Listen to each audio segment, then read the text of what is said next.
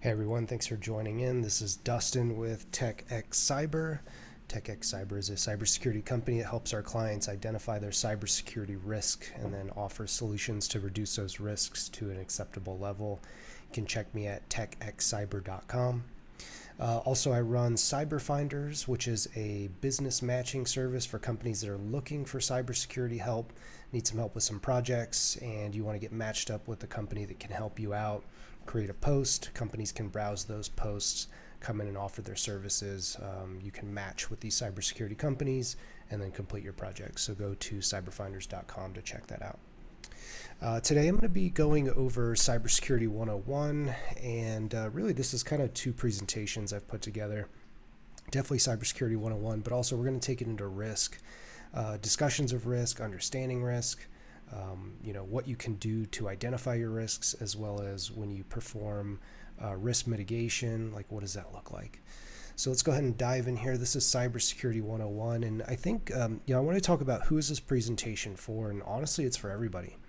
If you're a seasoned cybersecurity professional and you want to touch up on how you're talking to your clients and your customers, these are some words that you can use, some vocabulary, some things, some very basic cybersecurity foundational concepts that you can use to talk this language that people can understand very simply.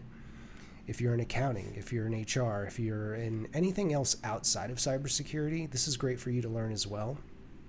This way we can understand why we make decisions based off of risk in cybersecurity. What are the variables that go into the risk formula so we can understand where those variations occur?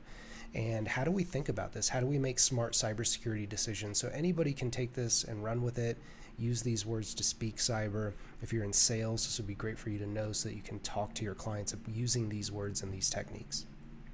So let's get going.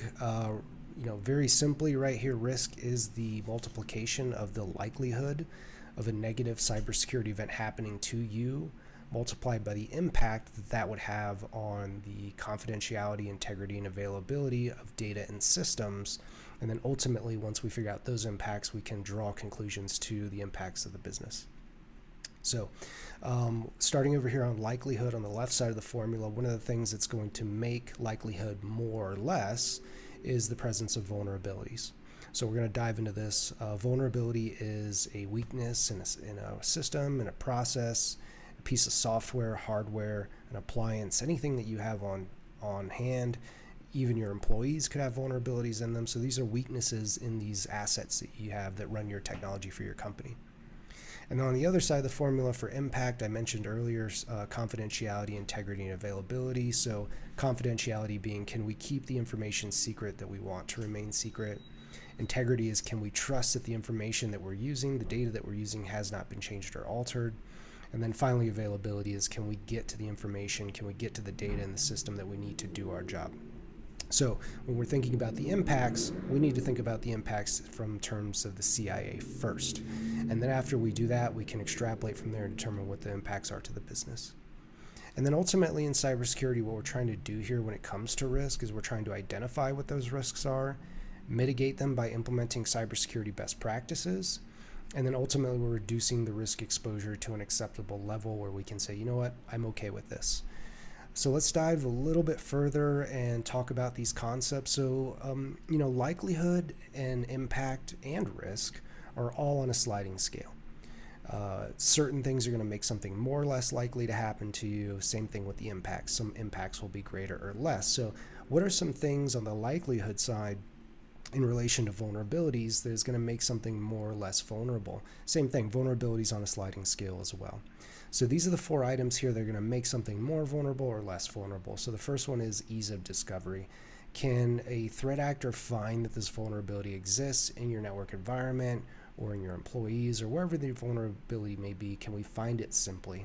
If we can find it simply, it increases the likelihood that something could happen to you. The next one is ease of exploit. After a hacker finds vulnerabilities or launch an exploit against you, if I can easily do this again, if I can find it easily, I can exploit it easily, you can see that the likelihood is currently going up. The next one is awareness. Are there a lot of individuals or hackers that know that this vulnerability exists in my environment and it's easy to exploit? So you've got a large group of threat actors coming at you. This is also increasing the severity of the vulnerability. thus increasing the likelihood that something could happen to you. Now, this fourth one is a little bit different because this is something that we can control a little bit more. So this is intrusion detection. How likely is it for us to, one, identify that the vulnerability exists and fix it? And what cybersecurity best practices have we put in place to stop an exploit from being launched against us? So if we've done something at this fourth item here, we're able to reduce the severity of the vulnerability, which ultimately reduces the likelihood that something bad will happen to us. So let's jump over here on the impact side and talk about the CIA a little bit more. I like to tell like a little scenario about the CIA that makes things be a little bit more clear. So let's just assume that a business email compromise has happened. So let's talk about these words in relation to some sort of business email compromise. So if your email is compromised and a hacker has accessed a sensitive mailbox, we can know that the confidentiality of that information, the confidentiality of those conversations, the data that's being sent in through that email address has now been impacted, right? So we have a breach of confidentiality. The next one is integrity, right? So after we have a breach of email, a lot of times what hackers like to do is wait for some sort of communication regarding financial transaction. They'll jump in, make a comment that there's a new routing number, new bank account number, and they'll send it to accounting, and then accounting performs unintentionally some financial wire transfer to a hacker. And so the integrity of the information that's going across that email has been compromised because you have a breach of that system as well. And the next one is availability. This doesn't happen a lot, but if it did, let's say the hacker got bored, they wanted to give you a hard time, and they went in and changed your password, and you can no longer log into your email to do your job. This is going to be a breach of availability for you.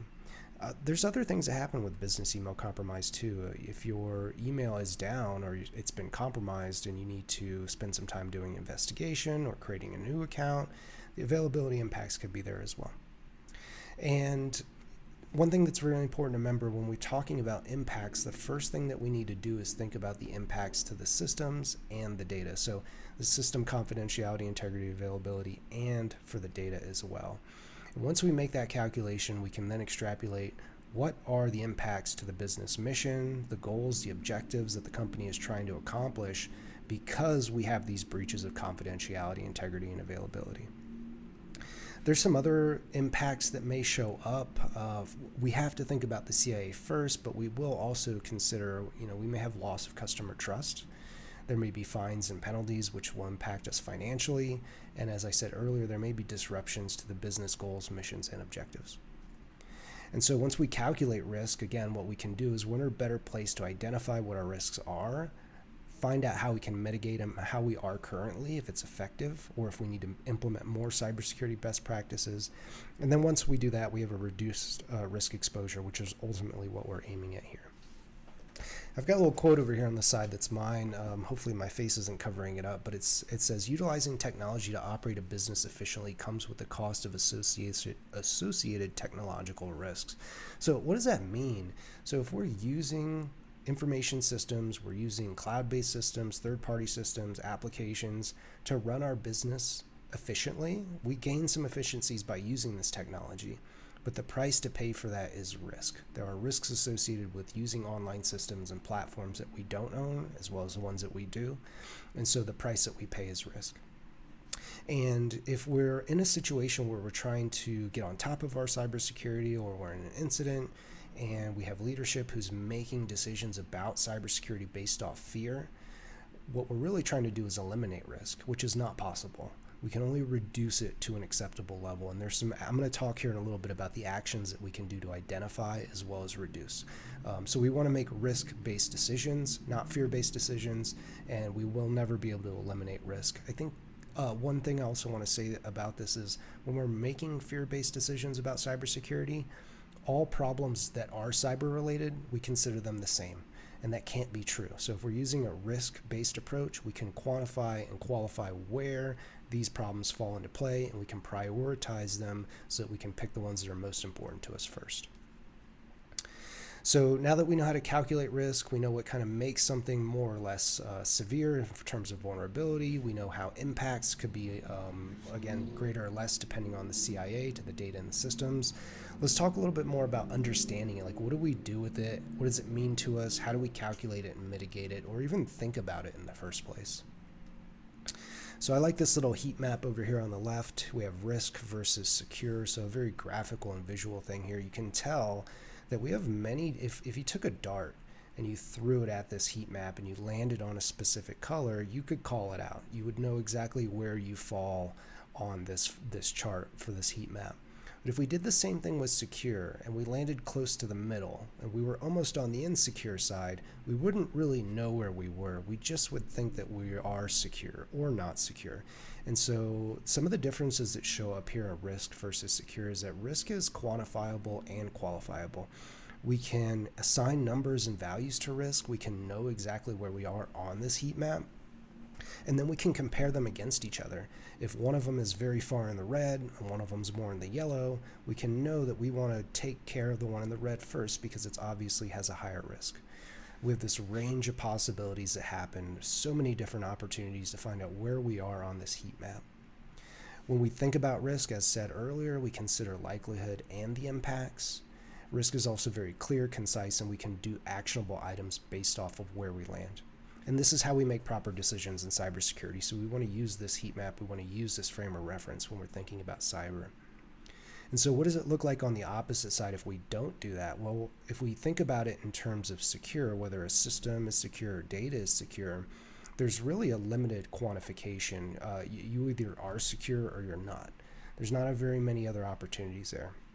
And there's no qualification. I use the word no, but there's very limited, same thing. We are assuming that everything that we do is secure. And so we can't really know which system maybe has better protections, which ones have less protections. We just assume that they're all the same. So there's really not a good place for us to find out. This range of possibilities is greatly reduced to this binary yes or no. The other interesting thing about secure is that it alludes to likelihood. If I am secure, therefore I won't get attacked or hacked or breached. So we're assuming that the likelihood is very low. Now, we could be right, but if we're wrong, then we don't actually know how likely something is to happen to us if we are not secure. And the other thing about this is that it ignores impact. We don't spend the time to think about what happens if we are not secure. What if we get this wrong? What happens to us? And so using this secure mindset or this secure way or secure thought process to make cybersecurity decisions completely ignores what could happen to our business, the data, and the systems. And really, we're living in this world of false clarity. We want everything to be secure, right? So why would we buy a system or why would we purchase a third-party application that's insecure? We wouldn't do that, right? So it kind of makes us assume that everything that we're doing is safe. And what happens is we have this situation where there's these unrealized risks. And this is kind of my own coined term here, where unrealized risk is something that's sitting there that you haven't spent the time to identify. And maybe you have done that and there's still some risks that you missed, right? So these are what unrealized risks will be. And ultimately, using this secure mindset when you're thinking about cybersecurity will lead to improper decision making. As I said earlier, every cybersecurity problem will be the same. Whereas if we use the heat map version of thinking and the risk-based version of thinking, we can clearly see which problems are going to be more significant and impactful than other ones that are not. So let's break it down a little bit. So if I've performed a lot of risk assessments in my life. I've thought about risk. I've helped companies identify them. And so there's some very key steps that we have to go through to go, what are the risks that we need to worry about? And so one place that we start is thinking about the threats that we have. Now, in traditional risk assessments, we spend time thinking about who are the threat actors, what are the campaigns. We could do this, but it's a lot of guessing and it's a lot of assumption. I like to talk more about threats when it comes to threat of opportunity and targeted threats. This is how we should be thinking about threats when we're doing risk assessments. So a threat of opportunity looks like an attacker who blasts, let's just say, 1,000 emails out to some unsuspecting victims, and hopefully they get one or two people to click on a malicious link or whatever it may be. This is an opportunity. They're looking for somebody to make a mistake. The other type of threat that we need to worry about, and this one's going to be a little bit more severe, which is a targeted threat. This is somebody who is coming after you specifically, who's chosen your company, who is mimicking your website or copying your email address signature and making it look as if you are legitimate or they are legitimate during an attack. And so when we start seeing these targeted indicators, these are big red flags. These are much, much worse. And I think the interesting thing that maybe lost here that I can say that I know as a cybersecurity investigator is that threat of opportunity quickly become targeted threats. So if a hacker does get a hold of somebody's system or email account opportunistically, they may switch to a targeted threat where they go, okay, I'm in, let me see how far I can take this. So they may start using targeted threat attack techniques.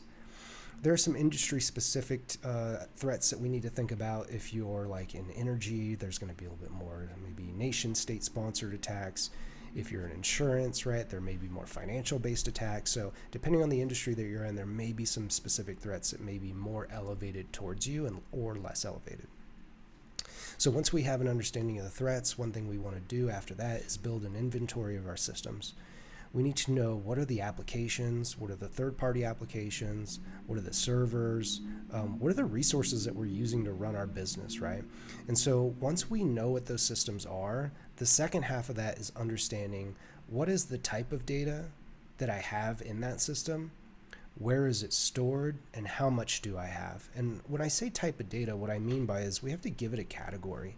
Does this data contain personally identifiable information, or non-public information, or electronic protected health information, company secrets, trade secrets, or is it public information, right? So we need to make an assessment of how sensitive this data is. We need to know where in the system it's stored, who has access to it, and how much is there. There have been some court cases where companies have gotten in trouble for violations against 23 NYC RR 500, which is a cybersecurity law out of the state of New York. If you're in the financial services industry, you have to do some specific cybersecurity tasks. And in some of the cases where companies have been hacked, one of the things that comes up is there was not an assessment done of how much data was in the system. And so it's a really important piece of the puzzle to determine where are our risks, how risky are we talking about here. Now, once we know what those are, we can start thinking about who has access to them and what are the access controls that we've put in place, as well as the protections to protect how impactful something would be if it was compromised. We can also reduce the risk of these systems by implementing cybersecurity best practices and hardening them as well. So you can see, right? And so go back and think in your mind, just think about that heat chart.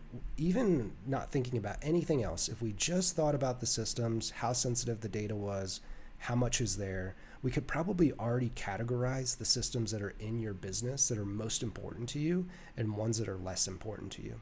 Ones that are holding customer data, records, health information, right? Those are going to be on the higher end of the risk scale. Other ones where maybe you're serving up public documents or PDFs that you want people to download, it's going to be a little bit less severe, less impactful. So we can already see that the risk is going to be lower. So if this was the only thing that we looked at for risk, we could still get a pretty good idea of where we land. So I talked about data sensitivity and quantity. We want to know exactly what is there, and we want to assign it an identifier. This system holds data that is EPHI. This is public information, so we need to specifically assign all of those. And one thing that we use, if you read any NIST documentation, they talk about a concept of a high water mark. So if we have a system that has EPHI and public information on it, we're going to use EPHI, which is electronic protected health information, as our high water mark, and therefore it's going to have a significant amount of risk. So we can't just rely on the public information. We need to consider which one is the most sensitive. So we use high water mark when we're thinking about these. And we want to know exactly the type, right? The sensitivity levels and the quantity of the systems, quantity of the data by system. So if we have 10 records of electronic protected health information, we have 1 million records. Obviously, the one with more is going to be more risky and more impactful to the business if it gets compromised. So that one's going to show up higher in the heat map. So that's why it's important to know how much data as well. And then once we know what these systems are, we can start thinking about what are the vulnerabilities that are in them.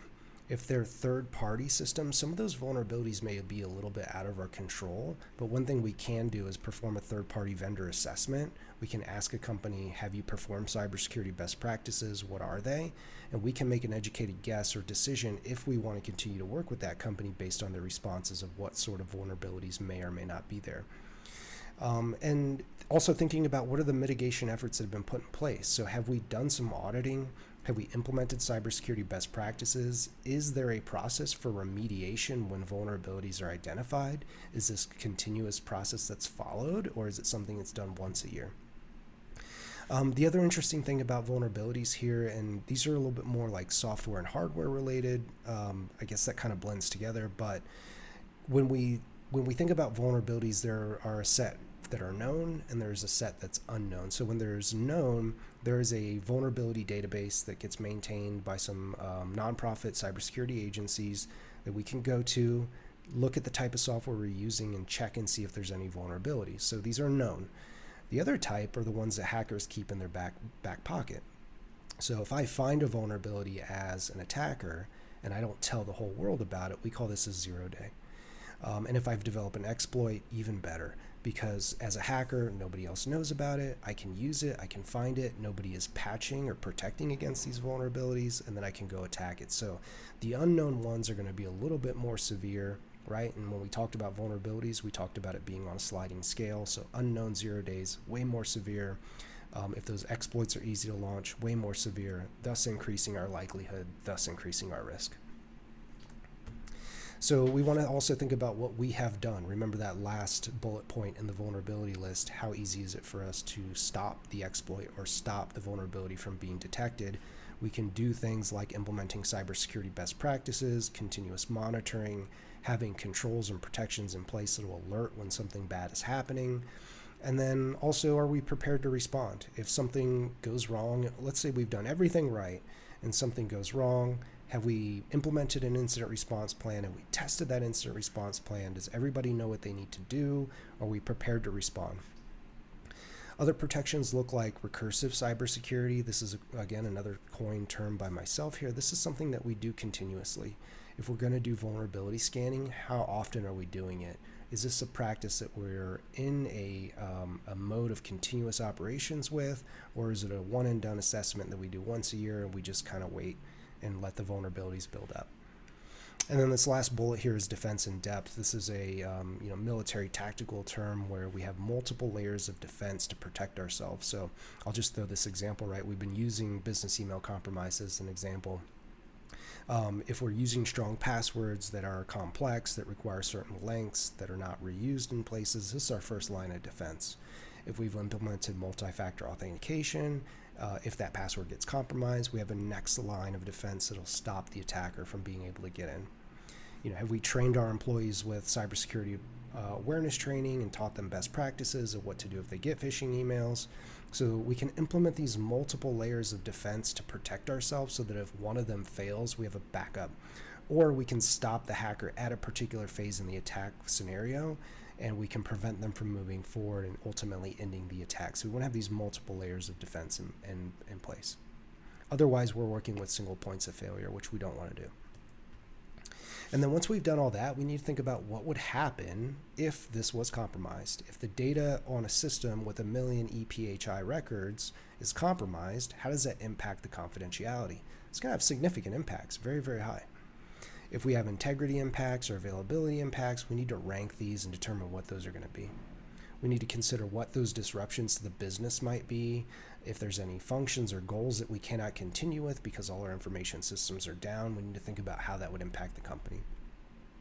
We need to look at fines and penalties as well as the reputation. When you have a business email compromise, guess what? Your address book is going to be taken, and those customers and the ecosystem people that you're working with, they're going to be getting phishing emails coming from your account. This is something that happens all the time.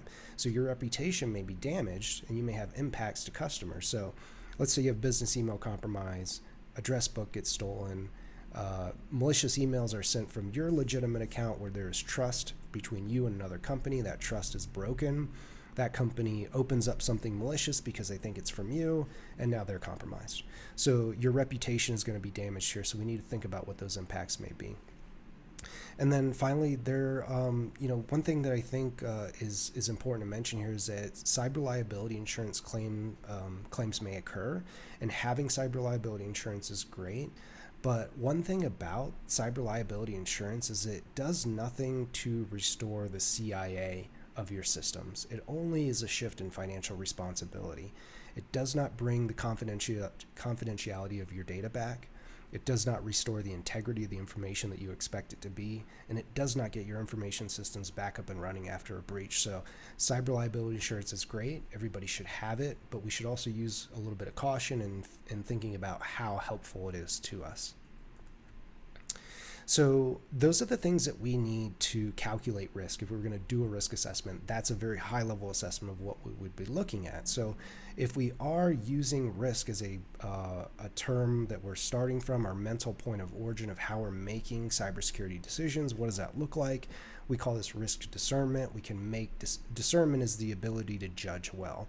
So if we have the ability to judge well about our risks, what does it look like? We are practicing due diligence and due care.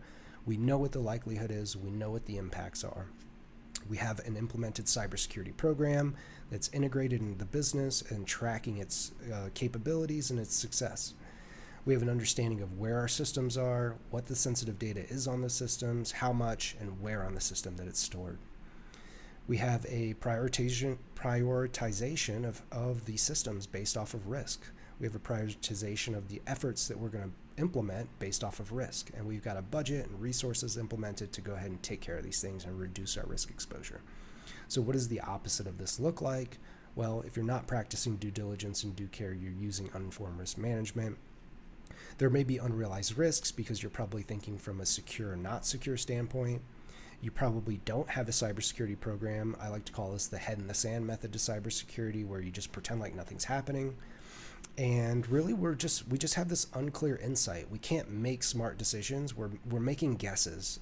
Best guesses is what to do and where we should be putting our efforts and our time and our money.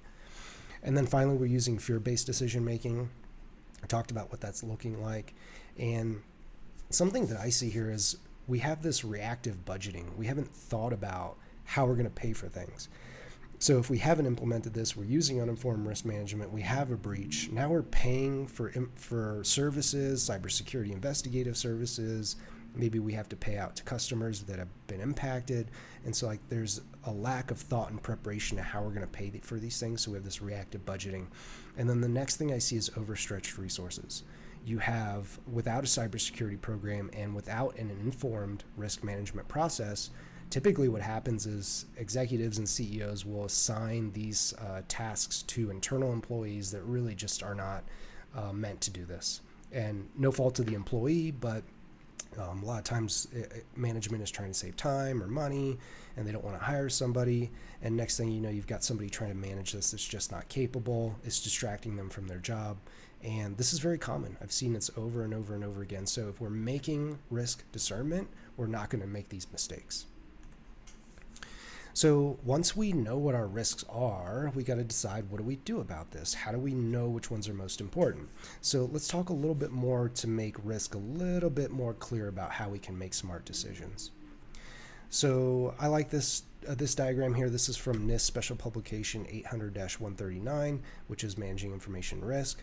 And I think the key takeaway here, right, there's kind of a lot going on in this slide, but the main point I want to make is that you can start as a business and work from tier 1 and go down, or you can start as a business and work from tier 3 and go up. So we can go both directions. Now, going top to bottom doesn't happen very much.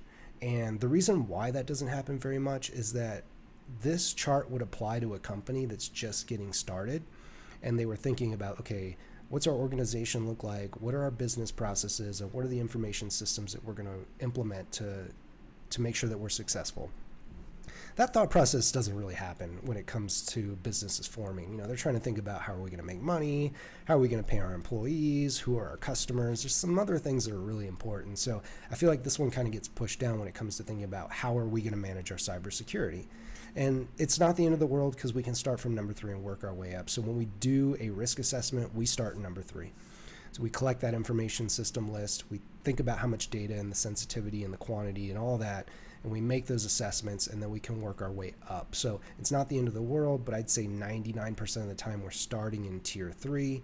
And then once we know what the risks are to the information systems, as I said, remember, we're thinking about CIA first. Then we go up to the mission and the business processes, what happens when those are impacted, and then finally, what are the impacts to the organization if a cybersecurity breach occurs as we work up these tiers. So one thing that comes up a lot, and I mentioned this earlier, is trust. I talked about the trust of your clients in your email box. So if your email is compromised and malicious emails are being sent from your account, you've had a breakdown in trust. They can't trust that the information that you're sending is legitimate anymore. So you've got some problems here. So establishing trust between companies as well as your clients and your customers is important. So I'll just run through these pretty quickly here. So starting at the top is validated trust. This is somebody coming in, doing an assessment, checking to see if this company has implemented cybersecurity best practices, if they can be trusted with your data, so you can come in and do an assessment. The next one is direct historical trust. If you have a relationship with this company for a long time, they've been successful with you, they haven't misled you at all, and if you take a look at this quote here, right, they've behaved in a predictable manner, we can continue to trust them. So that's the idea of direct historical trust. Mediated trust is something that's in the middle, like if you hired a consultant to come in and do an assessment on a third party that you're going to work with. This is a mediator who's going to establish trust between those two parties. Mandate is kind of the same thing, but it's more of a forced trust. If you have to do a cybersecurity assessment and you're told who you need to work with, that's what mandated trust looks like. This shows up with cyber liability insurance providers. If you have to do a investigation, they may have a list of clients that you can work with that will do these investigations. So that would be an example of mandated trust. And typically what we're doing is we're finding ourselves in number 5. We usually have a couple of these that are mixed together that we're using, and typically this is where we find ourselves. So I talked about, understanding risk. What is the formula? How do we calculate it? How do we determine what the risks are? We have something called risk tolerance or risk acceptance. So once we get to this point, we've done our assessments, we know where we're at, we've implemented cybersecurity best practices, that's risk treatment. That's that underlying item you see over here to the right. And so once we've implemented risk treatment, we can accept risk. One thing that you can't do is just go, you know what, I accept all my cybersecurity risks. That's not doing it properly. That's not risk tolerance or risk acceptance. That's negligence.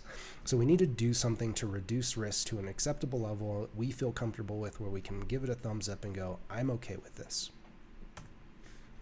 So how do we treat these things? How do we bring down the likelihood? There's going to be some overlap between likelihood and impact, so I'll skip over some of those when we get there. But the first one is management buy-in.